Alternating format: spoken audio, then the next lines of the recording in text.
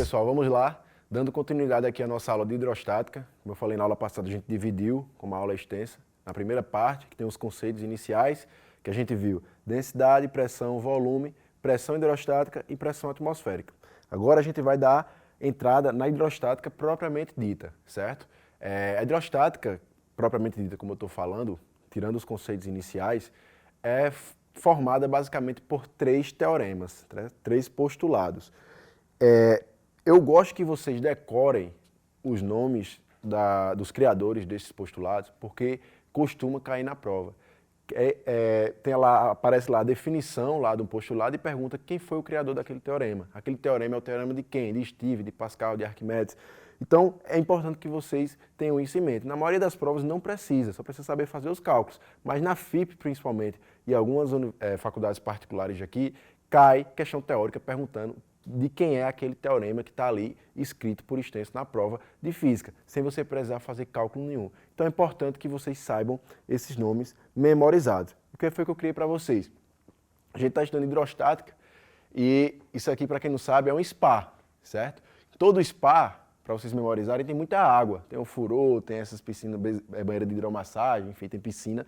Então vocês fazem sempre essa associação. Spa é um mnemônico que eu quero que vocês decorem os três teoremas que formam a nossa hidrostática, que é, deixa eu botar aqui para vocês, SPA quer dizer o quê?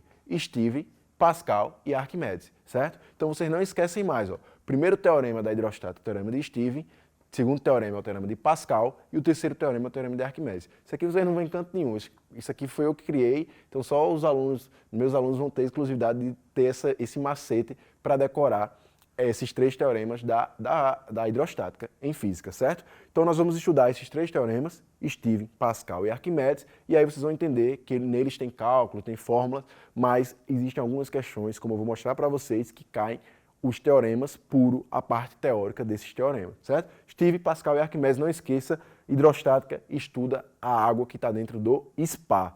Então vamos lá, começando o teorema de Steve, nosso S lá do SPA, como eu falei para vocês, e o teorema de Steve é basicamente falando um pouco do que eu tinha falado no final da aula anterior. A pressão total, lê aqui embaixo, a pressão total em um ponto no interior de um líquido é igual à pressão atmosférica mais a pressão hidrostática. Como assim, Nuto? Puxa para cá, Edson. Lembra que eu falei para vocês? A gente está no fundo de um líquido. A pressão que a gente sente lá no fundo é o peso da coluna de fluido que está acima da nossa cabeça. Se inicialmente tem água, líquido, né? Se tem água, o líquido que geralmente é água, a gente calcula a pressão hidrostática. Saiu da superfície da água, vai ter o que lá em cima da gente, depois da água, depois da superfície? A atmosfera. Então a coluna de ar na atmosfera também faz a nossa pressão atmosférica. Qual é a pressão que a gente sente? Pressão hidrostática mais a pressão atmosférica. E é isso que o teorema de Steve diz pra gente, ó. A pressão total que a gente sente no fundo, a pressão total que age no fundo de um recipiente, no fundo de um líquido, no fundo de um tanque, no fundo do mar, no fundo de uma piscina, é igual à pressão atmosférica naquele ponto, se estiver a nível do mar, é 1 atm, certo? Lembra que eu falei que 1 atm é 1 vezes 10 a quinta Newton por metro quadrado ou Pascal, mais a pressão hidrostática que a gente aprendeu a calcular na aula anterior, que é o quê? dGH. Vocês lembram disso, né? Então, ó, as unidades são aquelas que a gente aprendeu. Vamos ver como é que a gente vai aplicar esse teorema de Steve na hora da prova. Perceba aí, ó, uma questão também da FCM 2018.2. Lembra que já caiu uma questão desse ano que a gente já resolveu aqui hoje de densidade, né? Então caiu outra questão de hidrostática na mesma prova. Vamos resolver ela aqui? Então, pessoal, abrindo a questão aí para vocês, pedir para Edson colocar aí na tela. Vamos ler, FCM 2018.2. Um líquido de densidade 1,1 vezes 10 a terceira, certo? Não é 103, sempre é erro de digitação, certo? Vezes 10 a terceira, quilogramas por metro cúbico, ocupa um recipiente até uma altura de 50 centímetros. Ou seja, a profundidade do recipiente ocupada pelo líquido é 50 centímetros, é aquele H lá da fórmula. Qual a pressão exercida exclusivamente por este fluido no fundo do recipiente? Sabendo que a aceleração da gravidade é 10 metros por segundo ao quadrado. Então, pessoal, ó, ele quer saber a pressão exercida exclusivamente pelo fluido. Então a gente exclui aquela pressão atmosférica, certo? A próxima questão a gente vai usar a pressão atmosférica, mas essa não. Então qual é a pressão hidrostática? Qual é a fórmula da pressão hidrostática que a gente usa? Pressão é igual a dGH. H. Então, pressão vai ser o quê? A densidade, que é 1,1 vezes 10 a terceira, vezes a gravidade que ele me deu, que é 10, vezes a altura. A altura está em 50 centímetros. Ela tem que ser dada em metro, certo? Então, 50 centímetros é o quê? Meio metro, 0,5 metros. Eu não vou nem colocar aqui, vou colocar logo direto na fórmula. Ó, vezes 0,5 metros. Então, a pressão é só calcular agora. 1,1 vezes 0,5, o que é que a gente pode fazer? Pode colocar aqui, ó, ao invés de 0,5, colocar 5 vezes 10 a menos 1. Para ficar mais fácil de calcular, para ficar em notação científica. 1,1 vezes 5 dá 5,5. 5,5, repete a base e soma os expoentes, já que é uma multiplicação. 10 a terceira com 10 a quarta. Lembrando que esse 10 sem nada aqui é elevado a 1, tá? A gente não precisa colocar. 10 a terceira com 10 a quarta, menos 1, 10 a terceira de novo. Então fica 5,5 vezes 10 a terceira, Newton por metro quadrado, ou Pascal, que eu não vou colocar aqui, mas vocês sabem, a resposta está em Pascal, certo? Newton por metro quadrado ou Pascal, que a resposta aí é letra E, como vocês podem ver aí, 5,5 vezes 10 a terceira Pascal, letra E. A próxima questão aí, pessoal, vamos fazendo logo direto, sem parar, é FCM 2018.1. Vocês vão perceber que na lista tem uma questão da FAMEN que eu pulei. Vamos fazer logo a da FCM 2018.1, que fica melhor o nosso aprendizado aí. Então vou lendo e já vou anotando os dados aqui com vocês. Ó, sob pressão atmosférica de 1 atm, lembra o que eu falei? Pressão atmosférica, agora a gente vai utilizar. É igual a 1 atm, ou 760 milímetros de mercúrio, que é outra unidade de pressão também. Quando é que a gente usa milímetro de mercúrio? Só para contextualizar. Pressão arterial. Pressão arterial normal é 120 por 80 milímetros de mercúrio. É uma unidade de pressão também, que a gente não usa tanto em física, mas usa muito na prática. Um fluido de densidade 1 kg por metro cúbico. Coloca a densidade do fluido aí, ó. 1 kg por metro cúbico. Contido em um recipiente de 3 metros de profundidade, apresentará qual pressão no fundo desse recipiente. Considera a aceleração da gravidade igual a 10 metros por segundo ao quadrado, e 1 Pascal, ó, aliás, 1 atm, como ele disse aí, é 101.325 Pascal. Então, vocês colocam aí, ó. Vocês não vão usar ATM, vocês vão usar Pascal, que é Newton por metro quadrado. 101.325 Pascal. Eu falei que um ATM é 1 vezes 10 a quinta Pascal, que é esse número arredondado, certo? Isso aqui é o número exato do valor de um ATM. Nas questões aparece 1 vezes 10 a quinta, para não ter que calcular um número tão complexo assim. Mas tem questão que dá o valor exato. Se a gente pegar aqui, ó, a vírgula e vir, ó, 1, 2, 3, 4, 5, vai dar 1 vezes 10 a quinta Pascal. Mas a gente vai usar o valor exato que ele nos deu aí, 101.325 Pascal. Então vamos fazer o cálculo, certo? Está nas unidades corretas, tá, ó. Metro por segundo ao quadrado, metro, quilograma por metro cúbico, Pascal, que é Newton por metro quadrado. Qual é o valor da pressão que ele sente no fundo? Pressão é igual a pressão atmosférica mais pressão hidrostática. Então a pressão que ele vai sentir aí, ó, é 101.325 Pascal mais dGH. Então a pressão vai ser o quê? 101.325 mais densidade é 1, gravidade é 10 e a altura é 3.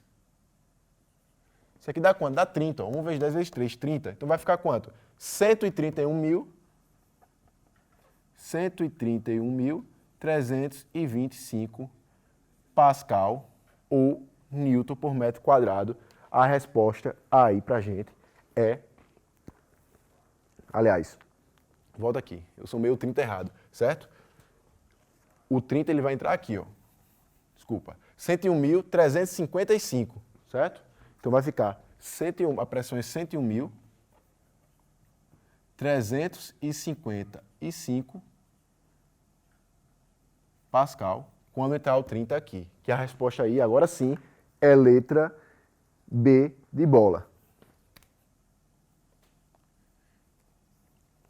Será que tem outra questãozinha aí pra gente? Não coloquei, pessoal, aqui no slide, mas vocês podem ver na lista que tem 1, 2, 3, 4, 5, 6 questões só sobre teorema de Steve para vocês fazerem das particulares. Eu não vou resolver todas aqui porque eu ia passar o dia resolvendo questão do mesmo assunto e aí não seria válido. Quero que vocês em casa tentem resolver o restante, certo? Tem questão da FAMEN 2014.1, FAMEN 2016.2, FCM 2017.1 e FAMEN 2012.1. Mas para a gente prosseguir aqui com o assunto, eu deixo para vocês resolverem em casa e aí depois vocês me pedem o gabarito. Vamos continuar? Ainda no S do SPA, ainda no teorema de Steve, tem um subassunto, podemos dizer assim, que trata dos vasos comunicantes, certo?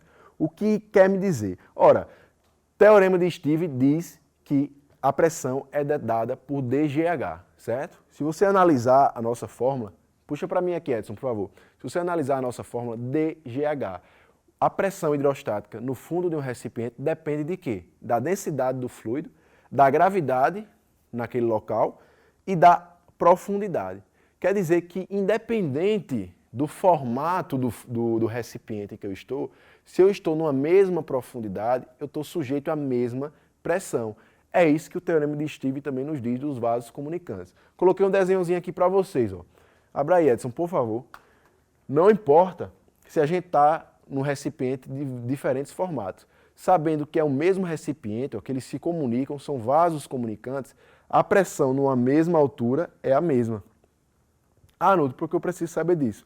Já já você vai ver que tem questão sobre isso. Então, repare que a pressão, se os vasos são comunicantes, se é um recipiente só, a pressão numa mesma altura é a mesma.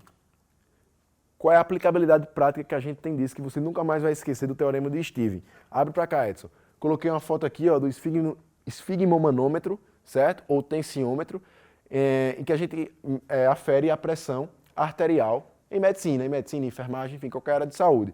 E porque sempre mandam colocar o manguito aqui no braço direito, geralmente é no braço direito, mas pode ser no esquerdo, mas por que aqui no braço? Porque você não pode fazer na perna, por exemplo, até pode, mas a medição sai errada. Ou fazer aqui no punho e deixar o braço baixo. Por quê? Como nosso corpo é formado por vasos comunicantes, nosso sistema circulatório cardiovascular, ele é como se fosse um grande vaso comunicante com diversos vasos, mas ele é um recipiente só, está todo interligado, as pressões na mesma altura são iguais. Então eu quero medir a pressão arterial no coração. Por isso que eu tenho que colocar o manguito na altura do coração. Por isso eu coloco o manguito aqui, porque fica na altura do coração. Quando eu estou usando aquele tensiômetro de punho, eu tenho que fazer isso aqui, ó. Eu não posso deixar o braço para baixo. Se eu deixar o braço para baixo, a pressão vai ser maior, porque está mais profundo. Eu tenho que deixar aqui o braço aqui, na altura do meu coração. E é isso é explicado pelo teorema de Steve. Sendo o mesmo recipiente, sendo vasos comunicantes que se comunicam, se ele está numa mesma altura com o mesmo fluido, a pressão é a mesma. Beleza? Então pode cair questão na prática que vai perguntar isso. Dado a figura a seguir, qual o teorema que explica esse conceito? Teorema de Steve, certo? Que explica a questão da pressão arterial. Como eu falei para vocês, ó, questão teórica, FCM 2015.1. É muito comum na construção civil pedreiros e operários lançarem mão do dispositivo abaixo. Eu sem querer esqueci, certo, a imagem do dispositivo, mas na lista de vocês está aí, certo? Então abre a lista aí que vocês vão ver. Tem dois operários medindo a altura, medindo o nivelamento, na verdade, de uma parede, utilizando uma mangueira com um líquido dentro. O que isso quer dizer? Que também é utilizado o teorema de Steve para nivelar superfícies através de uma mangueira, certo? É muito comum na construção civil pedreiros e operários lançarem mão do dispositivo abaixo, conhecido como mangueira de nível, para nivelar, como eu falei, algumas superfícies. O conceito científico que explica fisicamente, de forma correta, tal procedimento baseia-se, e aí, em qual teorema? Como eu falei para vocês, ó, ele bota um monte de teorema, lei de Torricelli, lei de Bernoulli, lei de Charles, teorema de Steve e princípio de Pascal. A gente sabe que aí é o quê? Se são vasos comunicantes, é o teorema de Steve. E aí, pessoal, na prática, fazendo cálculos, como é que a gente vai usar o teorema de Steve? Vai usar numa situação como essa, certo? Em que nós temos um vaso comunicante aqui, ó, com dois líquidos imissíveis, que não se misturam, e aí ele pergunta às vezes qual é a altura desse líquido, qual é o valor desse H2. Como é que a gente descobre? Ora, na junção entre os dois líquidos, a gente bota o nosso ponto de referência. Então, nessa altura aqui, ó, a pressão vai ser igual, tanto desse lado como desse. Como em cima desse aqui só tem esse líquido, fica mais fácil de calcular. O que é que eu vou fazer? Vou igualar a pressão aqui, ó, P1 com P2. P1 é igual a P2. Qual é a pressão em P1? Vamos lá, teorema de Stevens. Pressão atmosférica mais dGH. Qual é a pressão aqui? Pressão atmosférica mais D1, gravidade, vezes H1, que é a altura desse líquido. dGH1, D1G1H1. E a pressão no ponto 2 aqui, qual é?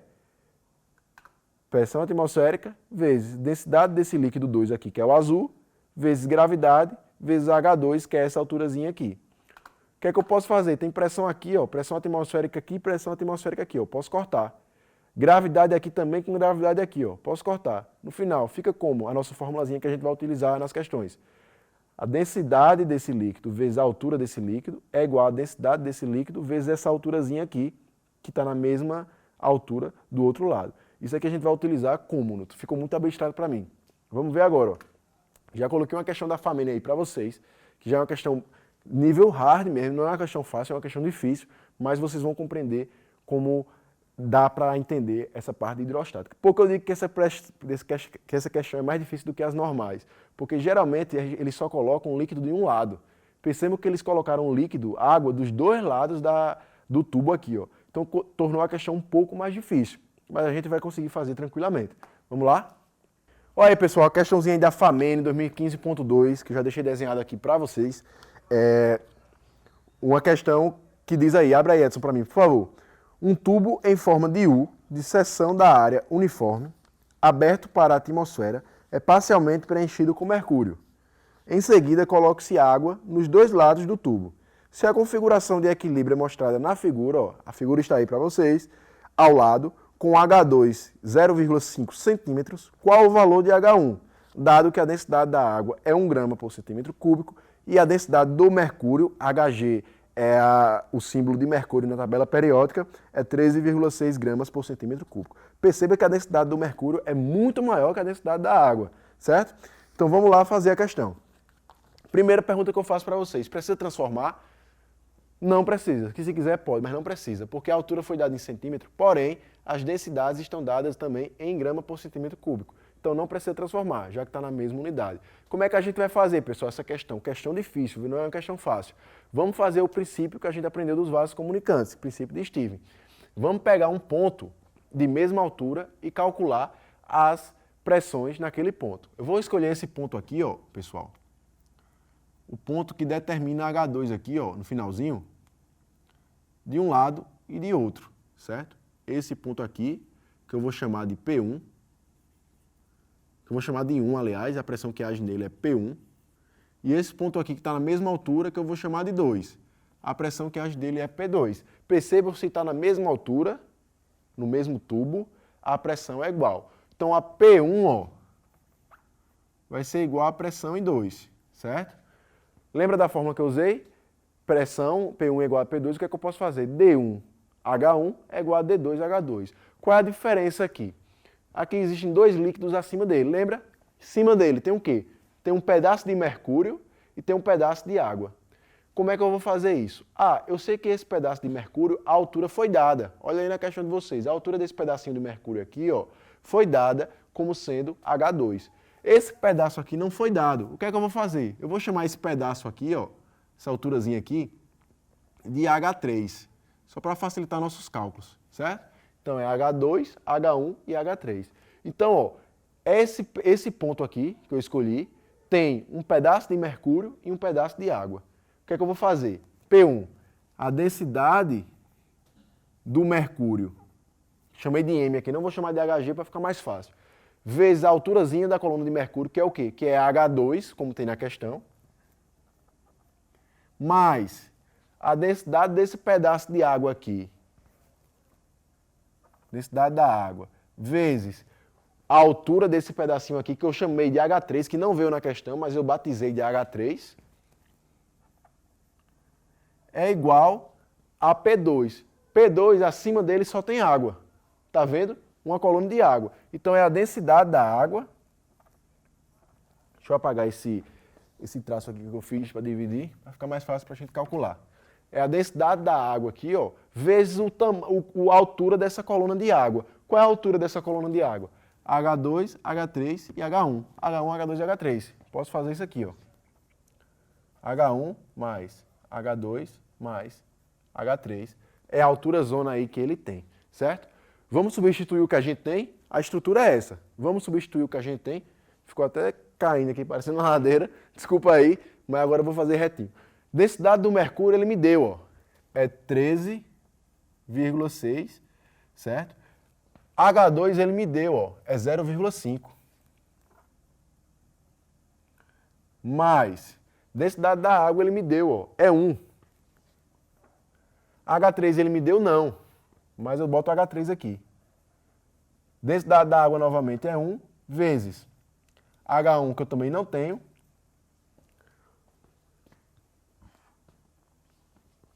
Deixa eu apagar aqui para não ficar tão troncho, que eu estou até incomodado com esse bicho caindo aqui. Vamos lá, densidade da água é 1 vezes H3, que é igual a densidade da água, que é 1 de novo, vezes H1, que ele não me deu, mais H2, que ele deu, que é 0,5, mais H3, que ele não deu. Parece uma conta complexa, mas não é. Vocês vão ver agora que não é. 13,6 vezes 0,5 é a metade. Dá quanto isso? 0,5 vezes 13,6. Dá 6,8. Mais H3, 1 vezes H3 é H3, é igual a 1 vezes H1, H1, mais 1 vezes 0,5, 0,5, mais 1 vezes H3, dá H3. Ficou isso aí. Ah, Nuto, ficou H1 e H3. Como é que eu vou descobrir? O que é que ele quer? Ele quer H1. H3 de um lado, quando passa para cá, passa subtraindo. H3 menos H3 que vem subtraindo, ó, posso cortar de um lado e de outro. Vai ficar quanto? H1 mais 0,5 é igual a 6,8. Então, H1 é igual a 6,8 menos 0,5. H1 é igual a 6,3 centímetros, que a resposta aí pra gente é letra B de bola. Questão complexa, Nuto? Complexa. Questão nível difícil mesmo. Possivelmente foi uma das questões mais difíceis dessa prova aí. Eu quero que vocês... eu sei que passa muito pela cabeça de vocês. Ah, eu nunca vou conseguir fazer essa questão na prova. Eu não quero que vocês consigam fazer por enquanto, não. Eu quero que vocês entendam. Compreenderam? Entenderam o que eu fiz? Entenderam a ideia? Vamos exercitar, que vocês vão ver que vocês vão conseguir fazer questão desse nível, ou até mais difícil, depois que exercitar. Física é isso mesmo, tem que quebrar um pouco a cabeça, mas vale muito a pena. Então vamos tocar o barco aí. Vamos embora. Saindo do S aí do SPA, certo? Vindo aqui. Ó, eu não coloquei aí aqui na imagem, mas tem uma questão na lista de vocês que é FCM 2015.2, que fala também do princípio de Stevens na questão do negócio da pressão arterial, que é princípio de Stevens, vocês sabem qual é a resposta já. Então vamos seguindo aí, ó, saindo do S, do SPA, indo para o P, teorema de Pascal, SPA, P, teorema de Pascal, que é o teorema da prensa hidráulica. Se não conseguir lembrar qual teorema quer dizer o quê, lembra que o P é Pascal prensa hidráulica, tudo com P, Pascal prensa hidráulica. E é o teorema que explica como é que um macaquinho desse aqui, ó, o nome disso aqui é macaco, tá pessoal, macaco hidráulico, consegue levantar um carro, só o homem fazendo força, né? Isso é um exemplo de macaco hidráulico, mas existem outros macacos hidráulicos. E o que é que explica esse mecanismo aqui, certo? É justamente por esse desenho aqui, ó. A pressão que a gente exerce aqui é transmitida integralmente pelo fluido, se está no mesmo vaso, um tubo comunicante também, e sai aqui. A pressão que eu coloco aqui é a pressão que sai aqui. Lembrando que pressão é força sobre área também. Então, se eu coloco uma força aqui, numa areazinha menor, certo? Eu preciso exercer uma força menor. Pressão é força sobre área. Então, a pressão P1 é igual a P2, ó. F1 sobre A1 é igual a F2 sobre A2. Isso quer dizer o quê? Que se eu colocar numa areazinha menor, eu preciso fazer uma força menor, que ela vai ser transmitida para uma área maior e a força que vai sair nessa área vai ser maior. O que quer dizer isso, Nuto? Qual é a vantagem desse princípio? Quer dizer o quê? Que se eu fizer a pressão de um lado, a mesma pressão vai sair do outro. Afinal, está na mesma altura e é o mesmo fluido. Então, o que é que o homem conseguiu perceber? Se eu diminuir a área desse lado e aumentar a área desse lado, eu faço uma força menor aqui e a pressão que vai sair aqui é a mesma. Só que quando eu aumento a área, consequentemente a força aumenta, para a pressão ser constante. Certo? Se pressão é força sobre área, se eu aumento a área, eu tenho que aumentar a força para a pressão ser constante. Então, fazendo uma pequena força de um lado, empurrando bem pouquinho, a força se transmite muito maior do outro lado, porque a área aqui é pequena e a área aqui é grande. Tem uma fórmula para isso? Tem. É só igualar as pressões. Ó. P1 é igual a P2. O que é pressão? Força sobre área, que a gente viu logo no início da aula anterior. F1 sobre A1 é igual a F2 sobre A2. Teorema de Pascal é apenas essa fórmula aqui. F1 sobre A1 é igual a F2 sobre A2. Como é que a gente vai usar, Nuto? Vamos fazer uma questãozinha aí para vocês entenderem. Então aí, pessoal, a questãozinha aí, ó, da Unip, bem interessante, certo? Se Edson puder abrir a questão aí na tela para mim, por favor. Diz o seguinte: a prensa hidráulica consta de dois recipientes cilíndricos que se intercomunicam, providos de êmbolos cujas secções têm áreas A1 e A2 diferentes, e os recipientes são preenchidos com um líquido homogêneo e incompressível, né? Incompreensível não, incompressível. Considerando-se uma prensa hidráulica que consta de dois tubos cujos raios são, respectivamente, 8 cm e 24 cm, e se aplica no êmbolo do cilindro menor uma força de intensidade 120 N, conclui-se que a intensidade da força exercida no êmbolo maior é. Olha aí, pessoal, mais uma vez a prova aqui de uma prensa hidráulica. O que é uma prensa hidráulica? São dois tubos, um bem fininho e um bem grosso, que se comunicam com um líquido dentro. Por isso que o nome é prensa hidráulica, certo? E aí, esse princípio também é o que acontece nos freios hidráulicos também, na direção hidráulica, é o mesmo princípio. O que é que acontece? Como aqui é fininho, ele bota uma forçazinha pequena aqui e essa força se transmite e sai bem grande aqui, ó, certo? Então, essa área tem que ser bem menor que essa. Quanto menor essa área, menor a força que ele tem que colocar para sair a força maior aqui. Qual a única dificuldade da questão? Ele não deu o valor dessa área, ele deu o raio e disse que era cilindro. Ora, se é um cilindro, a secção transversal, se a gente pegar o cilindro, cortar e fizer assim, mostrar para vocês, é uma circunferência. Então, se eu tenho raio, eu consigo calcular a área da circunferência. Então, vamos lá calcular a área das circunferências. Ora, raio 1 é 8 centímetros, certo? Se o raio 1 é 8 centímetros, a gente sabe que ele é o quê? 8 vezes 10 a menos 2 metros, certo? O raio 2, ele é 24 centímetros. Se ele é 24 centímetros, a gente sabe que ele é 24 vezes 10 a menos 2 metros. Beleza? Como é que a gente calcula aí a área? A gente sabe que a área é π vezes r ao quadrado. Então, A1 vai ser π vezes o raio ao quadrado, certo? Que é 8 vezes 10 a menos 2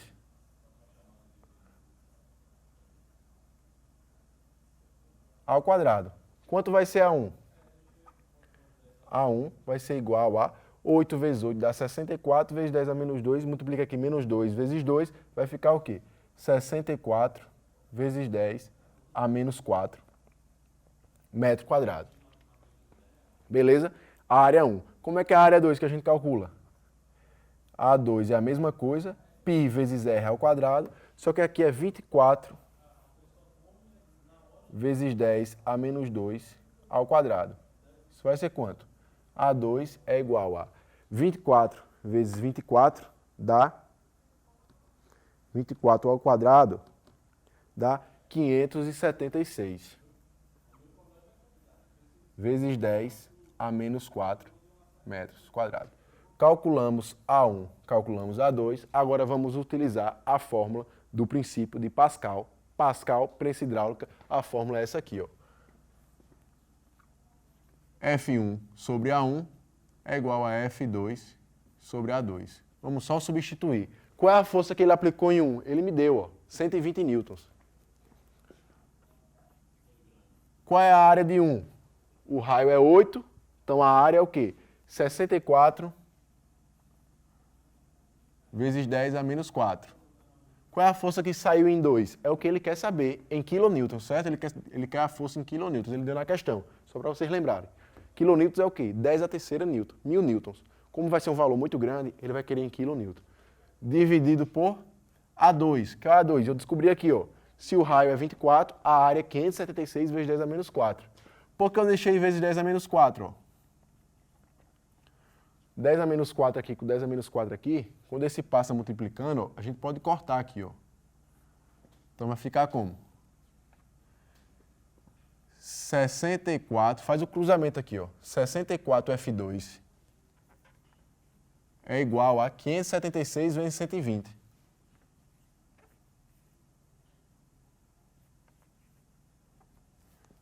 Beleza? Passo 64 para baixo. F2 vai ser igual a 576 vezes 120 dividido por 64. F2 vai ser igual a quanto? Vamos calcular aqui. 576 vezes 120 dividido por 64. Dá 1080 newtons. Como ele quer em quilonewton, Newton, eu não sei o que é quilonewton. Sabe sim, quilo é um prefixo que diz 1000. Quilômetro é o que? 1000 metros. Quilograma é o que? 1000 gramas. Kilobytes é o que? 1000 bytes. Enfim, tem vários exemplos. Kilonewtons é o que? 1000 newtons. O que é que eu faço para achar em kilonewton? Divido por 1000. Ó. 1, 2, 3. F2 vai ficar 1,08 kilonewtons. Ou 1,08 vezes 10 a terceira newtons. Resposta aí é a letra E, certo? Então, pessoal, o princípio aí é esse, certo? O princípio do estudo da prensa hidráulica é esse. Tem um segundo exemplo aí que eu coloquei para vocês, ó, que tem até o desenho. Vou aproveitar até essa figura aqui que a gente fez para a gente realizar aí essa segunda questão com vocês. Ó, pessoal, essa segunda questão aí que eu vou abrir para vocês agora. Opa! Essa aí mesmo. FAMEN 2016.1, tem até um desenho aí. Diz o seguinte: um carro de massa 2,5 vezes 10 a terceira quilogramas, ou seja, 2,5 toneladas, é colocado sobre um elevador hidráulico, conforme a figura. A razão entre o diâmetro do êmbolo 2 e o diâmetro do êmbolo 1 é dada que D1 aliás, o êmbolo 2 é D2, o êmbolo 1 é D1. E D2 sobre D1 é igual a 5, ou seja, D2 é 5 vezes D1. Encontra a intensidade da força F1 necessária para levantar o carro com velocidade constante. Então vamos lá, vamos anotar os dados. Qual é a massa do carro? A massa do carro é 2,5 vezes 10 a terceira. Isso é a massa, viu? Não é o peso. Lembrar que se a gente quer calcular o peso, tem que multiplicar por 10. E aí ele me disse o seguinte: D2 sobre D1 é igual a 5. Isso quer dizer o quê? Que D2 é igual a 5D1. E com isso ele pergunta que força a gente tem que colocar em F1 para levantar lá o carro do outro lado. Então vamos para cá, é o mesmo princípio, certo? O que é que muda aqui? Ó? Que ele me deu que D2 é igual a 5, D2 é igual a 5D1. Então eu vou colocar aqui, ó. D2 é igual a 5D1, certo? E a massa ele me deu que é 2,5 vezes 10 a terceira quilogramas. Então o peso do carro, ou seja, o F2, peso do carro que a gente chama de F2, a força que tem que sair do outro lado, que a gente chama de F2, é igual a 2,5 vezes 10 a terceira, que é a massa, vezes a gravidade, que é 10. Vai ficar quanto? 2,5 vezes 10 a quarta newton, certo? E aí, pessoal, o que é que eu quero saber? Primeiro, eu quero saber qual é a A1 e qual é a A2. A Newton, ele não me deu as áreas. Ele só me disse que o diâmetro da secção transversal, o diâmetro da circunferência, D2 é 5 vezes D1. Como é que eu vou saber qual é a área? Não precisa saber, só precisa saber o seguinte, que a área é o raio ao quadrado. Como o diâmetro é o dobro do raio, isso quer dizer o quê? Que se D2 é igual a 5D1, quer dizer que R2 é igual a 5R1. Não é verdade? Se o diâmetro é o dobro do raio, lembrando que o raio é a distância do centro da circunferência até a sua extremidade. O diâmetro é a distância de dois raios, certo? Passando pelo centro de uma extremidade até a outra. Só dividir por 2. Então R2 é igual a 5R1 também, é proporcional. A área de 2 vai ser igual a 25 a área de 1. Por que é 25 e não 5, Newton? Porque a área não é o raio ao quadrado. Quando eu fizer aqui, ó, π vezes R2 ao quadrado é igual a π vezes R1 ao quadrado, sabendo que R2 é igual a 5R1, então vai ficar como aqui? Sabendo que R2 é igual a 5R1. Vamos substituir aqui, ó. Vai ficar R2 é igual a 25 R1 ao quadrado. Percebem? Então, a área de 2 é igual a 25 a área de 1. A área de 2 é igual a 25 vezes a área de 1. Só preciso disso para descobrir. Vamos aplicar a fórmula de Pascal? F1 sobre A1 é igual a F2 sobre A2, certo? Qual é a força que ele aplica em 1? É o que eu quero descobrir. Qual é a área de 1? Eu vou chamar A1. F2, qual é a força que tem que sair do outro lado? A F2. É o peso do carro. 2,5 vezes 10 a quarta newton. Qual é a área de 2? 25 vezes a área de 1. Se o raio é 5 vezes, a área é 25, porque é A ao quadrado o raio. 25 a 1. Corta aqui com corta aqui, ó. F1 vai ser quanto? Vamos lá. 2,5 vezes 10 a quarta, eu posso fazer, tirar essa vírgula e passar para cá. Fica 25 vezes 10 a terceira. Se eu aumentei aqui, eu diminuo aqui, ó. 25 dividido por 25 dá 1. Então fica 1 vezes 10 a terceira ou 1000 newtons a força que ele tem que aplicar aí no lado 1. A resposta aí, ó, é letra D de dado. Letra D aí para vocês. Tranquilo, pessoal? Então, nessa questão, o que eu quero que vocês lembrem é o seguinte. Se o raio é 5 vezes maior, a área, como é A ao quadrado, é 25 vezes maior. Só quero que vocês lembrem disso, ora, certo? Então, vocês podem fazer isso aqui, quando for calcular a área das circunferências. Lembrar sempre desse detalhe. Então, vamos lá, pessoal. Prosseguir aí o último assunto, né? O A aí do SPA, que é o teorema de Arquimedes, Stirling, Pascal e Arquimedes. O teorema de Arquimedes trata do empuxo. E eu coloquei aqui na imagem uma foto de um iceberg para mostrar a vocês. Os objetos, eles boiam, primeiro, porque eles são menos densos do que o líquido que eles estão imersos, como eu falei no início da aula anterior para vocês, mas eles boiam também quanto maior é essa parte que está dentro do fluido, né? Um iceberg como esse, ele é muito pesado. Então ele não fazia sentido ele boiar, ele tinha que afundar. Porém, quanto mais, a gente chama até a ponta do iceberg, né, que é bem pequenininha, o iceberg até lá embaixo é muito volumoso. É igual o navio também. O navio é pesadíssimo, porque ele não afunda, porque ele tem um casco muito grande dentro da água. E é isso que o princípio de Arquimedes explica, que é o teorema do empuxo. Esses objetos, eles boiam porque tem uma força, a força peso, que é muito grande, puxam eles para baixo, mas tem uma força que empurra eles para cima quando está dentro da água. Por isso, quando a gente está dentro da água, a gente se sente mais leve. Você consegue levantar qualquer pessoa dentro da água, ela fica mais leve, porque existe um empuxo puxando ela para cima, certo? Como é que a gente vai calcular esse empuxo aí, ó? A fórmula é o quê? DVG. Lembrando que a fórmula da pressão é DGH, a fórmula do empuxo é DVG. Então vamos lá, lê aí, ó. Ao entrarmos em uma piscina, nos sentimos mais leves do que quando estamos fora dela. Isto acontece devido a uma força vertical e para cima exercida pela água, a qual a gente chama de empuxo, e é representada pela fórmula. Empuxo, dado em Newton, é uma força, certo? É igual à densidade do fluido vezes o volume do líquido que está submerso, certo? Vezes a gravidade naquele local. Aqui tem uma figura, ó. Esse objeto está boiando por quê? Tem o peso para baixo e o empuxo para cima, eles estão equilibrados, certo? Como é que a gente calcula esse empuxo? Densidade desse líquido, o volume que está submerso, ou seja, não é o volume do objeto todo, é só esse pedaço que está dentro d'água, vezes a gravidade no local. Então aqui tem as unidades, ó, as unidades que a gente já conhece, de densidade, de gravidade, de volume, e o empuxo é dado em Newton. A fórmula é essa. Empuxo é igual a DVG. Qual é o macete aqui? É devagar, certo? É devagar. Empuxo é igual a DVG. É devagar, devagarinho. Então vamos lá. Então podemos concluir o quê? Se a força de empuxo tiver maior intensidade que a força peso, o corpo subirá para a superfície. Obviamente, o empuxo vai vencer, ó, vai flutuar. Se a força de empuxo tiver a mesma intensidade que a força-peso, o corpo nem subirá nem descerá, permanecendo em equilíbrio aqui no meio da água. Se a força de empuxo tiver menor intensidade que a força-peso, o corpo afundará. Obviamente, se o empuxo ele depende da densidade do líquido, certo? Então, se o corpo tem uma densidade maior, ele afunda. Se o corpo tem uma densidade menor, ele boia, certo? Como é que vai cair numa questão aí pra gente? Questãozinha teórica aí, como eu falei, que gosta de cair muito na FIP, para vocês lerem. Ao entrarmos em uma piscina, temos a sensação de que nossos corpos estão mais leves.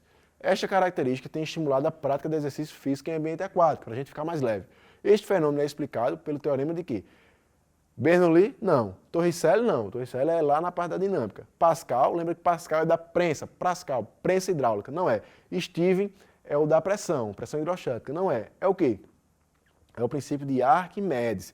O Arquimedes tem dois E. Medes, eu gosto de decorar assim. Medes, dois Ezinhos, lembra de empuxo. Arquimedes, certo?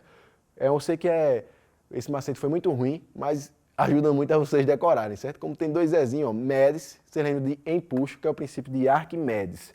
Tranquilo? Outra questão teórica aí pra gente, na Unip 2015.2, uma aplicação médica interessante do princípio de flutuação é a técnica da hidroterapia. Um paciente incapaz de levantar as pernas devido a um acidente poderá ser capaz de elevá-las se for imerso em água em uma piscina. Com base nos conhecimentos sobre a hidrostática, é correto afirmar: a força de empuxo sobre o corpo do paciente é resultante do seu peso? Não, ela compete com o peso, tem nada a ver.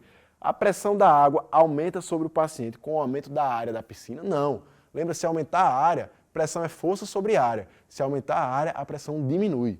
A direção do movimento de um paciente imerso em água é resultante apenas do peso do corpo do paciente? Não. A gente acabou de ver. Se o paciente está imerso em água, vai ter o quê? Agir sobre ele quais forças? Peso e empuxo. Também não é. O módulo da força de empuxo que atua sobre o corpo do paciente parcialmente submerso e em equilíbrio é menor do que o módulo do peso. Vamos ler de novo? O módulo da força de empuxo que atua sobre o corpo do paciente parcialmente submerso e em equilíbrio é menor do que o módulo do peso. É verdade, certo? Vamos ver a letra E, ver se tem alguma coisa falsa nela aí. Os pacientes com massas diferentes e com o mesmo volume, imersos na água em equilíbrio, experimentam a força de empuxo do mesmo modo. Ó, perceba que a resposta correta aqui é a letra E. Por que a letra D está falsa? O módulo da força de empuxo que atua sobre o corpo do paciente, parcialmente submerso e em equilíbrio, se ele está em equilíbrio, pessoal, ele não existe força resultante. Então a força do empuxo e a força-peso se equilibram, certo? Então o empuxo não é menor que o peso, o empuxo é igual ao peso, porque eles se equilibram. Senão ele subiria. Se o empuxo fosse menor que o peso, ele desceria, na verdade. Então ele ia para o fundo da água. Então o empuxo é igual ao peso. Aqui é falso por isso. Letra E. Os pacientes com massas diferentes, não importa a massa. Lembra que a fórmula do impulso é dVg, não tem massa na fórmula do impulso. E com o mesmo volume, imersos na água em equilíbrio, experimentam a força de impulso de mesmo modo. É verdade. Impulso depende de quê? dVg, é devagar. Densidade do fluido, volume do objeto submerso e da gravidade. Só importa para a gente o volume do submerso, do objeto submerso, não importa a massa para a gente. Então essa questão aí, letra E, é a verdadeira da questão. Para terminar, vamos fazer uma questãozinha nível hard também, certo? Não é uma questão simples, da FCM 2015.1, sobre empuxo. E aí a gente finaliza o nosso assunto de hoje. Então, pessoal, ó, questão aí da FCM 2015.1, Edson vai abrir ela pra gente. A gente vai ler aí, ó.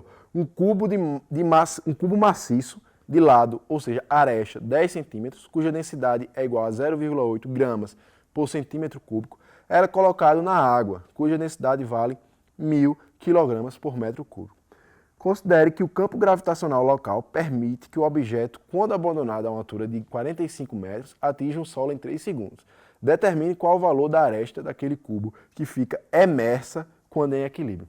Vamos lá, pessoal? Então, ó, primeiro, ele falou aí a gravidade, ó, a complicação que ele fez. O campo gravitacional local permite que o objeto, quando abandonado de uma altura de 45 metros, atinja o solo em 3 segundos. Isso nada mais é do que a gravidade da Terra, 10 metros por segundo ao quadrado. Por que, Newton? Ó, formulazinha da queda livre. H é igual a GT ao quadrado dividido por 2.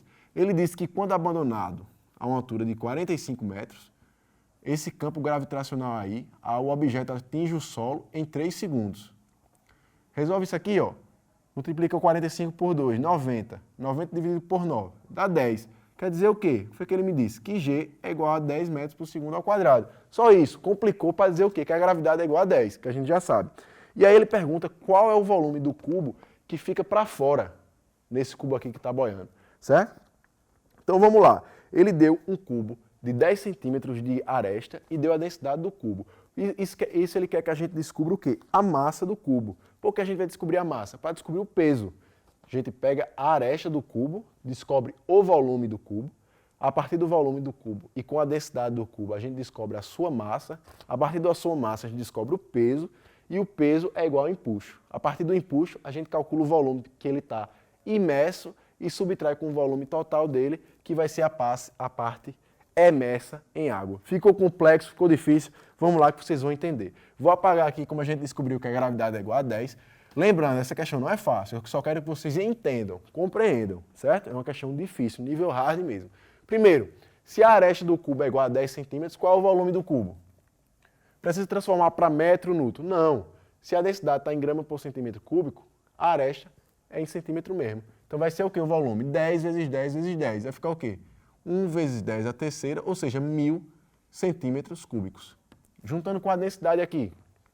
A massa, pessoal, vai ser igual a densidade vezes o volume. Se densidade é igual a massa sobre o volume, a massa é densidade vezes o volume.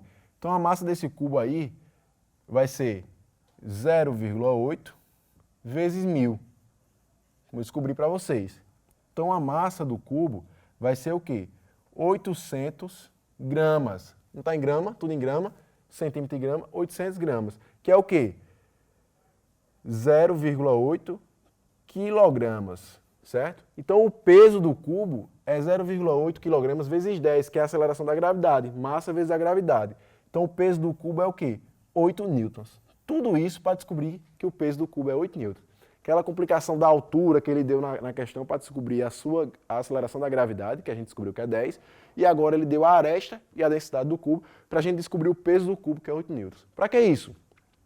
O peso equilibra com o empuxo. Então, se o peso é 8 newtons, o empuxo aqui ó, é igual a 8 newtons, certo? Se o empuxo é igual a dVg, então quer dizer o quê? Que 8 é igual à densidade do fluido.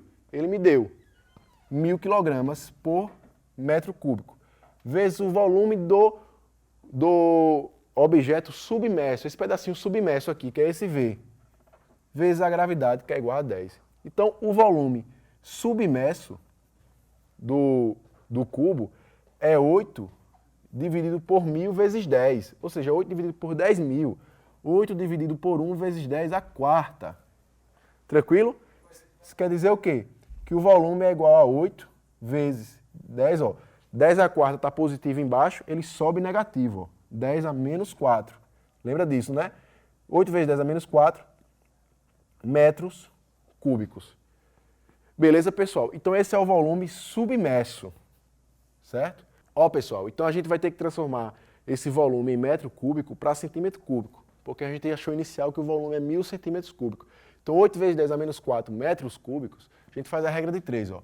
1 metro cúbico é 1 vezes 10 a sexta centímetro cúbico, que a gente viu no início da aula passada. Então 8 vezes 10 a menos 4 é x, certo? Como é que a gente acha esse x?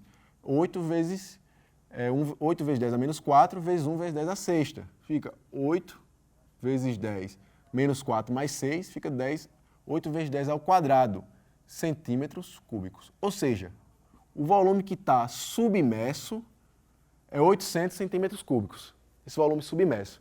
Então o volume que está para fora, se o volume total do cubo é 1000 e o que está submerso é 800, o que é que está para fora?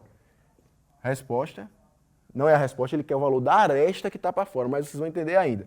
Então o volume, vou botar aqui assim, ó, o volume emerso